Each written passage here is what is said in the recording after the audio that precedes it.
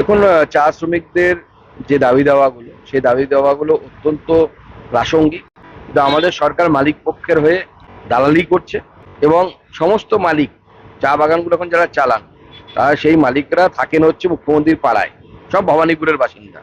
আমি জানি না মুখ্যমন্ত্রীর সাথে তাদের খুব ভালো সম্পর্ক আছে, হয়তো সেই জন্য চা শ্রমিকদেরকে বঞ্চিত করতে পারছে তারা। তিলোত্তমা নারকীয় হত্যা সুবিচার চেয়ে আন্দোলন যাদবপুরে, সেখান থেকেই স্লোগান উঠেছে কাশ্মীর মাঙ্গে আজাদ। দেখুন, আমি আগেই বলেছি যে এই আন্দোলনটাকে হাইজ্যাক করার চেষ্টা কিছু অতি বামেরা করছে। উদ্দেশ্য একটাই, তারা মমতা বন্দ্যোপাধ্যায়ের অঙ্গুলি হেনানোরই করছে। তারা জানে যে এই স্লোগানগুলো উঠলে পরে সাধারণ মানুষ পিছিয়ে আসবে, কারণ সাধারণ মানুষ কাশ্মীরের আজাদি চায় না।